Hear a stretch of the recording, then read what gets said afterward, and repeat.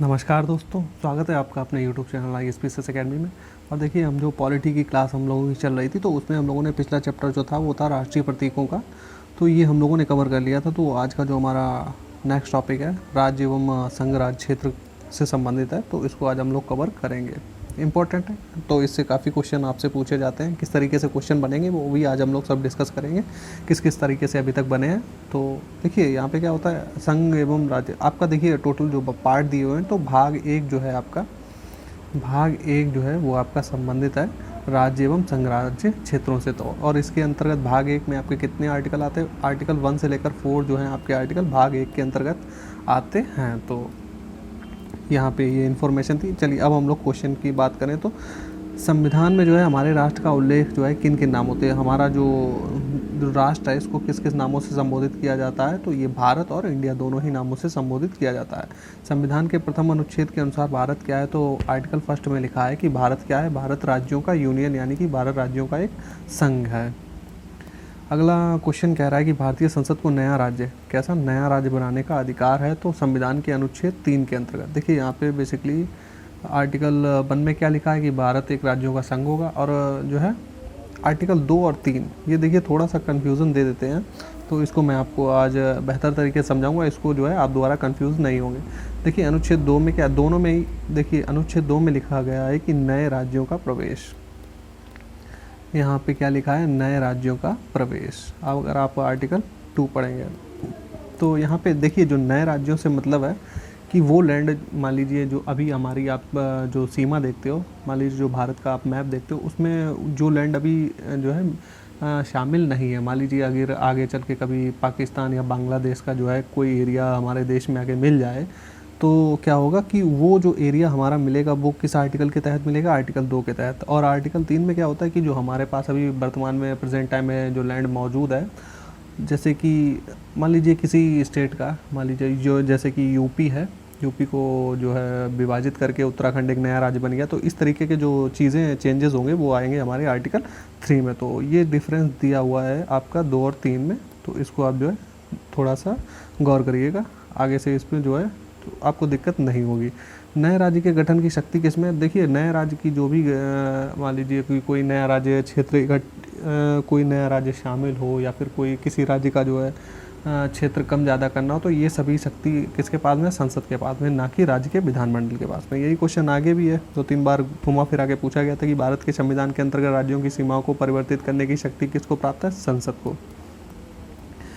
अगला है कि एक राज्य को संघ में सम्मिलित करने अथवा नए राज्यों की स्थापना करने की कार्यपालिका की शक्ति किसको प्राप्त है? तो ये प्राप्त है संसद को।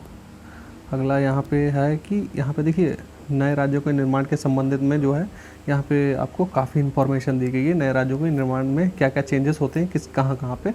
तो संसद सबसे पहले नए राज्यों को कौन बनाएगी? संसद। किसके द्वारा? विधि के द्वारा एक नए राज्य का निर्माण कर सकती है। इस प्रकार विधि में जो है संविधान की पहली अनुसूची और चौथी अनुसूची, देखिए आपके संविधान में जो अनुसूचियाँ दी गई हैं, तो पहली अनुसूची और चौथी अनुसूची की यहाँ पे जो बात हो रही है, तो इसको लेकर इसलिए बात होती है नए राज्यों की जब भी निर्माण होगा तो किस में चेंजेस होगा? आपकी पहली अनुसूची और चौथी अनुसूची में। क्यों होगा? तो आपको ये पता होना चाहिए कि पहली अनुसूची में क्या है। तो पहली अनुसूची में हमारे जो राज्य और केंद्र शासित प्रदेश होते हैं, तो इनका जो एरिया होता है क्षेत्रफल के हिसाब से, तो उसमें आपका जो है दिया होता है कि किस राज्य का कितना एरिया है और किस केंद्र शासित प्रदेश का कितना एरिया। और हमारा जैसे कि चौथी अनुसूची की बात करें तो इसमें क्या लिखा होता है?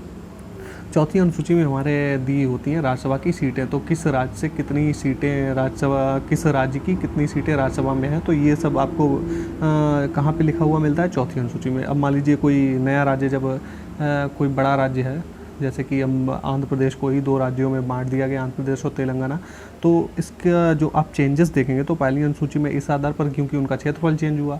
सेकंड, आप चौथी अनुसूची में भी चेंजेस इसलिए होंगे क्योंकि उनकी जो राज्यसभा की जो सीटें होंगी वो भी बढ़ गई हैं ना, तो इस वजह से आपको पहली अनुसूची और चौथी अनुसूची में संशोधन का प्रावधान होगा। आगे बात करते हैं कि इस प्रयोजन के लिए जो है विधेयक संसद में तब तक पुनर्स्थापित नहीं किया जा सकता जब तक इसे उस राज्य के विधानमंडल को निर्दिष्ट नहीं किया गया हो जिसके क्षेत्र, देखिए यहाँ पे वही बात है कि जो राज्य का विधानमंडल है उससे, देखिए यहाँ पे कोई प्रभाव तो नहीं पड़ता है। यहाँ पे देखिए, आगे पहले पढ़ता हूँ फिर बताता हूँ कि क्षेत्र सीमाओं या नाम पर इसका प्रभाव पड़ता है। इस प्रकार की विधि अनुच्छेद 368 के के तहत संविधान संशोधन नहीं मानी जाएगी। तो सबसे पहले इस तरीके का जो चेंजेस होगा वो 368 के तहत संविधान संशोधन नहीं माना जाएगा। और बात रही यहाँ पे विधानमंडल की, तो विधानमंडल में क्या होता है कि संसद क्या करेगी, विधानमंडल के पास में प्रस्ताव भेजेगी, वो चाहे हाँ करे या फिर ना करे, ये डिसीजन, मेन डिसीजन कौन लेता है, संसद ही लेगी। अगर मान लीजिए कोई राज्य विधानमंडल मना भी कर देता है कि कोई राज्य को बंटवारा होने से, अगर वो मना कर देता है संबंधित राज्य, लेकिन फिर भी ये डिसीजन किसके पास में होता है, ये होता है संसद के पास में। इसमें जो है राज्य विधानमंडल के पास में पावर कोई मतलब कि ना के बराबर होती है। अगला है कि भारत में एक नया राज्य सृजित करने वाले विधेयक को पारित होना अनिवार्य है। तो संसद में साधारण बहुमत के द्वारा, किस तरीके से, साधारण बहुमत के द्वारा उसको पारित होना अनिवार्य है। भारत में संघ राज्यों का प्रशासन होता है किसके द्वारा, राष्ट्रपति के द्वारा। अगला जो हमारा है कि अनुच्छेद 240 की बात हो रही है। अनुच्छेद 240 के अंतर्गत जो है कुछ संघ राज्य क्षेत्रों के लिए विनियम बनाने की राष्ट्रपति की शक्ति दी हुई है। किसमें, अनुच्छेद 240 में। तो अनुच्छेद 240 एक का जो है, इसमें किसके लिए दी गई शक्ति, अंडमान एवं निकोबार के लिए। अनुच्छेद 240 वन का खा जो सब क्लॉज है, इसमें लक्षद्वीप, गा में आप देखेंगे तो दादर नगर हवेली और दमन और दीव, और डा में आपका पुदुचेरी आता है। तो इसमें आप लोग देख सकते हैं अनुच्छेद 240 किससे संबंधित है, आपके जो संघ राज्य क्षेत्र है उनसे संबंधित है। तो इसके जो सब क्लॉज का खा गा दिए हुए हैं, तो इनको आप याद रखिएगा किस सब क्लॉज में किस केंद्र शासित प्रदेश की बात हुई है। यहाँ पे नोट इन्फॉर्मेशन ये भी आप लोगों के लिए काम किए कि दातव्य कि 26 जनवरी 2020 को 2 केंद्र शासित प्रदेशों यथा दादर नागर हवेली तथा दमन और दीव को आपस में मिलाकर एक केंद्र शासित प्रदेश, इन दोनों को मर्ज करके एक बना दिया गया है, जिसका नाम क्या हो गया है, दादर और नागर हवेली तथा दमन और दीव जो है इसको घोषित कर दिया है, इन दोनों को मर्ज कर दिया है। अगला क्वेश्चन है कि भारत संघ नहीं है। तो यहाँ पे स्टेटमेंट है, तो गलत स्टेटमेंट है, क्योंकि भारत एक संघ है, तो इस वजह से हमारा ये तो गलत हो जाता है। दूसरा है कि किसी भी राज्य का क्षेत्र, सीमा, नाम उसकी सहमति के बिना भी परिवर्तित करने की शक्ति संघीय संसद को प्राप्त है। तो ये बिल्कुल सही बात है, तो हमारा ए गलत हो जाएगा, आर जो है सही दिया हुआ है। अगला है कि नए राज्यों के निर्माण के लिए संवैधानिक उपबंध हैं, तो किस तरीके के हैं, तो यहाँ पे दिया है किसी राज्य का क्षेत्रफल बढ़ाकर, मान लीजिए किसी राज्य का क्षेत्रफल संसद घटा सकती है, बढ़ा सकती है और राज्य के नाम में परिवर्तन कर सकती है। तो ये उपबंध दिए हुए हैं नए राज्यों के निर्माण के संबंध में संसद को। संवैधानिक प्रावधानों की बात की, संवैधानिक प्रावधानों के अनुसार राज्य की सीमा बदलने के लिए राज्य की सहमति आवश्यक नहीं है। हालांकि ये एक फॉर्मेलिटी कर ली जाती है, संबंधित राज्य से पूछा जाता है, लेकिन उसकी सहमति यहाँ पर कोई महत्वपूर्ण कारक नहीं है। अगला है कि संविधान के अनुच्छेद 3 की बात हो रही के तहत संसद के एक कानून द्वारा संभव है। तो अनुच्छेद 3 में क्या क्या बात है, नए राज्यों का गठन, राज्यों मान लीजिए कि एक राज्य को तोड़कर नया राज्य बना दिया और उनके क्षेत्रों में परिवर्तन और राज्यों की सीमाओं में परिवर्तन किया जा सकता है, किसके द्वारा, अनुच्छेद 3 के। तो यहाँ पे अनुच्छेद 2 और 3 का जो है मैंने आपको बताया, बस वो चीज़ आपको यहाँ पे याद रखनी है। अगला है कि संसद विधि द्वारा भारतीय संघ में नए राज्यों का प्रवेश या उनकी स्थापना कर सकती है। तो संविधान के अनुच्छेद 2 के तहत, यहाँ पे अनुच्छेद 2 और 3 में डिफरेंस बस याद रखिएगा, इस पर थोड़ा सा कन्फ्यूजन हो जाता है लोगों को। सही कथन इन्फॉर्मेशन है कि पहला है कि संविधान में जो है यूनियन ऑफ स्टेट्स शब्द का प्रयुक्त हुआ है, क्योंकि भारतीय राज्यों को अलग होने का अधिकार नहीं है। तो बिल्कुल सही बात है, भारत में जो भी राज्य हैं तो कोई भी भारत के संघ से अलग नहीं हो सकते हैं।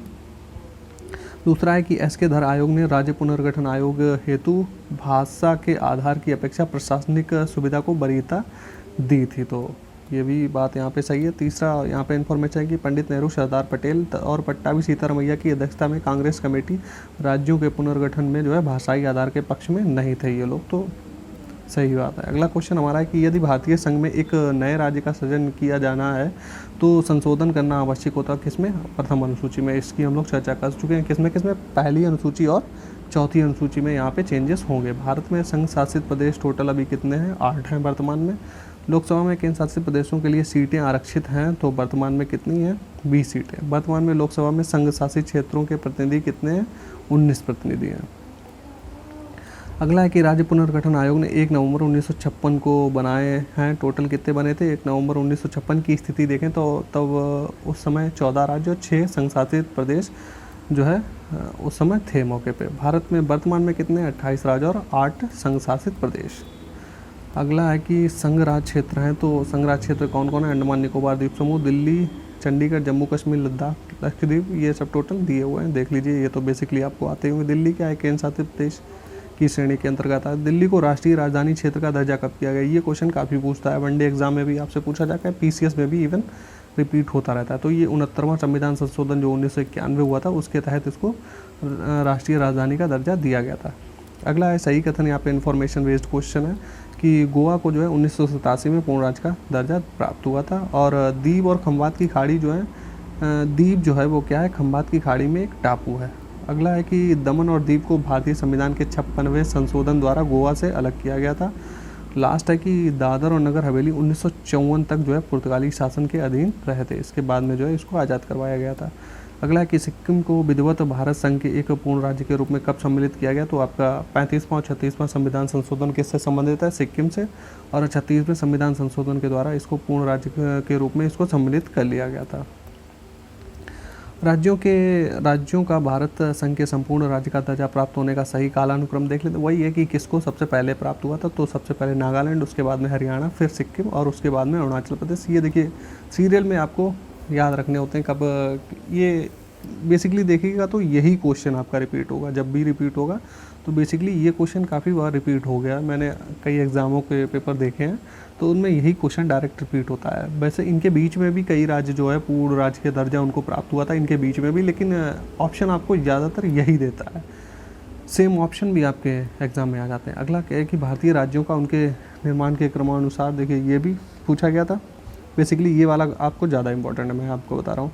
तो यहाँ पे क्या है कि पहले सिक्किम, फिर अरुणाचल प्रदेश, फिर छत्तीसगढ़ और झारखंड, इस तरीके से आपको पूछा गया था। छत्तीसगढ़ राज्य स्वरूप में कब आया था? 1 नवंबर 2000 को। उत्तराखंड आया था 9 नवंबर 2000 को और झारखंड आया था 15 नवंबर 2000 को। ये इसको जो है अलग राज्य बना दिया गया था। दिए गए राज्यों का गठन निम्न वर्ष में हुआ था, कौन कब हुआ था इसको हम लोग देख लेते हैं। तो आंध्र प्रदेश आपका 1953 में, हरियाणा 1966 में, हिमाचल प्रदेश 1971 में, सिक्किम 1975 में। नागालैंड की अगर हम बात करें तो नागालैंड 1 दिसंबर 1963 को, मेघालय 21 जनवरी 1972 को, सिक्किम 16 मई 1975, अरुणाचल प्रदेश 20 फरवरी 1987 को। अगला है कि राज्यों के निर्माण का सही अवरोही क्रम इस प्रकार है, क्या है? तो हरियाणा 1966 में निर्माण हुआ था, महाराष्ट्र का 1960 में, राजस्थान का 1958 में। अगला नागालैंड देख चुके हम लोग 1963 में, झारखंड 2000 में, तेलंगाना 2014 में, सिक्किम 1975 में जो है अस्तित्व में आया था। अगला इन्फॉर्मेशन यहाँ पे वेस्ट क्वेश्चन था कि शायद सत्य कथन है कि गोवा को जो है दमन और दीव से अलग किया गया। बम्बई राज्य जो है वो गुजरात एवं महाराष्ट्र में विभाजित किया गया। हिमाचल प्रदेश अब पहले संघ शासित प्रदेश की सूची में था और अब राज्य में आ गया। और मैसूर राज्य का नया नाम कर्नाटक है। तो कर्नाटक को पहले क्या बोला जाता था? मैसूर। जो भी आप देखते हैं कि टीपू सुल्तान वगैरह, उससे पहले ओडियार वंश का शासन यहाँ पे चलता था। अगला है कि यहाँ पे सही कथन है, इन्फॉर्मेशन बेस्ड है। ए हमारा दे रखा है कि कांग्रेस के नागपुर सत्र जो हुआ था 1920 के पश्चात प्रांतीय कांग्रेस समितियों का गठन भाषाई आधार पर किया गया था। बी दे रखा है कि 1948 में कांग्रेस ने भाषाई आधार पर प्रांतों के गठन की मांग को अस्वीकार कर दिया था। दोनों ही चीज़ें यहाँ पे सही दी हुई हैं। अगला क्वेश्चन है कि भाषा के आधार पर राज्यों के पुनर्गठन हेतु राज्य पुनर्गठन आयोग की स्थापना की गई थी कब? 29 दिसंबर 1953 को। भाषाई आधार पर भारत में सर्वप्रथम गठन हुआ था किसका? आंध्र प्रदेश का। आंध्र प्रदेश एक भाषाई राज्य के रूप में कब गठित हुआ था? 1953 में। भाषाई आधार पर जो है राज्यों का पुनर्गठन कब से स्टार्ट हुआ था? 1956 में। अगला है कि बिहार, सिक्किम, हिमाचल प्रदेश तथा जम्मू कश्मीर में से जो है किसे विशेष श्रेणी का दर्जा कभी प्रदान नहीं किया गया? तो बिहार को कभी प्रदान नहीं किया गया था इनमें से। अगला देखिए हमारा पहला जो हमारा भाग था जिसके अंतर्गत हम लोगों ने राज्य एवं संघ शासित प्रदेशों से किस तरीके से वो राज्य बनते हैं, किस किस आर्टिकल में क्या क्या प्रावधान है, तो हम लोगों ने देख लिया। भाग देखिए अब हमारा जो 2 है, नागरिकता का जो हमारा चैप्टर है ये आता है भाग 2 के अंतर्गत। भाग 2 में क्या है? नागरिकता के प्रावधान है। इनके आर्टिकल क्या है आपके 5 से लेकर आर्टिकल अनुच्छेद 11 तक जो है ये जो है नागरिकता से संबंधित आपके आर्टिकल हैं।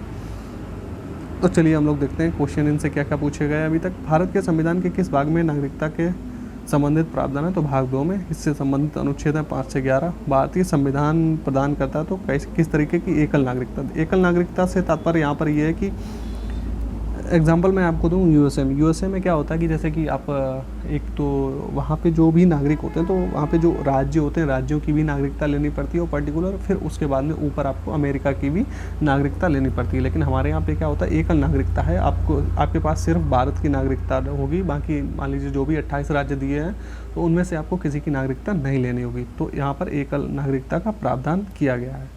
अगला है कि भारतीय नागरिकता प्राप्त की जा सकती है किस द्वारा, जन्म के द्वारा, देशीकरण के द्वारा, किसी भूभाग के सम्मिलन के द्वारा। कोई भूभाग सम्मिलित हो जाएगा तो उसके वहाँ पर जो लोग रह रहे होंगे उनको भी नागरिकता मिल जाएगी। भारत का नागरिक अपनी नागरिकता खो देता है यदि वह किन जो है आधारों पर खो देगा, तो भारतीय नागरिकता का मान लीजिए परित्याग कर दे, वो जो है स्वेच्छा से अन्य देश की नागरिकता प्राप्त कर ले तो भी उसकी नागरिकता खत्म हो जाएगी। अगला है कि नागरिकता संशोधन अधिनियम 2015 के अंतर्गत भारतीय कार्ड धारक जो प्रवासी नागरिक के रूप में पंजीकृत होने के लिए अर्ह हैं वे हैं। तो उनमें क्या कौन कौन आएंगे उन कैटेगरी में? एक अवयस्क बच्चा जिसके अभिभावक जो हैं भारतीय नागरिक हैं, भारतीय नागरिक की विदेशी मूल की पत्नी, और एक व्यक्ति का परपोता परपोती जो दूसरे देश के नागरिक हैं, किंतु जिसके पितामह और पितामही, यहाँ पे आपके दादी बाबा हो गए, और मातामह और मातामही नाना नानी हो गए, संविधान लागू होने के समय भारतीय नागरिक थे, तो इन्हीं कैटेगरी में इनको नागरिकता मिलेगी। सही कथन यहाँ पे दिया हुआ है, इन्फॉर्मेशन बेस्ड क्वेश्चन ये भी था। तो यहाँ पे इन्फॉर्मेशन में क्या दिया हुआ है कि नागालैंड, असम, मणिपुर, आंध्र प्रदेश, सिक्किम, मिजोरम, अरुणाचल प्रदेश तथा गोवा की प्रादेशिक मांगों को देखते हुए भारतीय संविधान के अनुच्छेद 371A से लेकर 300 अनुच्छेद आपका 371 आई तक जो है अंतर्विष्ट किए गए हैं। तो इनसे भी क्वेश्चन पूछ लेता है। तो आपका अनुच्छेद 371 किससे, इन राज्यों से संबंधित है, तो इनकी कैटेगरी आपको ABCDEFGHIJ इस तरीके से इनमें आपको लोगों को देखना पड़ता है। वैसे इसकी इतना अंदर जो है आप लोगों को नहीं जाना चाहिए, याद भी नहीं रहेगा। तो बस इतना याद रखिए कि अनुच्छेद 371 किससे संबंधित है, इन राज्यों की चर्चा हुई है। अगला है कि दोहरी नागरिकता का सिद्धांत स्वीकार किसमें, यूएसए में, हम लोग चर्चा कर चुके हैं। नागरिकता के अर्जन हेतु शर्तों को नियत करने में सक्षम कौन है, संसद। अगला है कि भारतीय नागरिकता अधिनियम 1955 के अंतर्गत पंजीकरण द्वारा भारतीय नागरिकता प्राप्त करने के लिए भारतीय मूल के व्यक्ति को भारत में कितने साल बिताने होंगे, तो 7 वर्ष। अगला है कि नागरिकता संशोधन विधेयक जो 2019 पारित किया गया था, तो ये किस दिन को, तो 9 दिसंबर 2019 को जो है ये लोकसभा से हुआ था और 11 दिसंबर 2019 को जो है राज्यसभा से पारित हो गया था। तो अगला देखिए जो हमारा चैप्टर है मूल अधिकार का, इसको हम लोग जो है नेक्स्ट क्लास में देखेंगे। तो आज के लिए बस इतनी इन्फॉर्मेशन। देखिए वीडियो ज़्यादा बड़ा हो जाएगा तो और ज़्यादा इन्फॉर्मेशन आ जाएगी तो आप लोगों को भी वो गेन करने में थोड़ा प्रॉब्लम हो जाएगी। छोटे छोटे वीडियो मैं इसलिए बनाता हूँ जिससे क्या है कि आप लोगों को जो है कम चीज़ें मिलेंगी तो आप बेहतर तरीके से रिकॉल कर पाओगे। अगर मैं ज़्यादा इन्फॉर्मेशन, इसलिए वीडियो लंबा नहीं बनाता हूँ क्योंकि ज़्यादा इन्फॉर्मेशन मिल जाएगी तो आप थोड़ा कन्फ्यूज़ हो जाएंगे, चीज़ों को रिवाइज करने में भी प्रॉब्लम हो जाएगी। तो इस वजह से मैं आपको थोड़ा सा, वैसे आप देखेंगे तो क्वेश्चन आपके काफ़ी हो जाते हैं। अब मैक्सिमम अगर आप क्वेश्चन के हिसाब से जाएंगे तो मैक्सिमम 100 से लेके 150 क्वेश्चन जो है आपके हो जाते हैं इस तरीके से ही, वन लाइनर फॉर्म में। तो चलिए फिर मिलते हैं हम लोग नेक्स्ट वीडियो में। अगर कोई आपको प्रॉब्लम हो रही है तो आप कमेंट कर सकते हैं और जुड़े हमारे चैनल से, हमारे साथ में जुड़े रहिए और भी आपको चीज़ें यहाँ पे हमारे प्लेटफॉर्म पे मिलती रहेंगी इसी तरीके से आपको एग्ज़ाम रिलेटेड। चलिए फिर मिलते हैं हम लोग नेक्स्ट वीडियो में।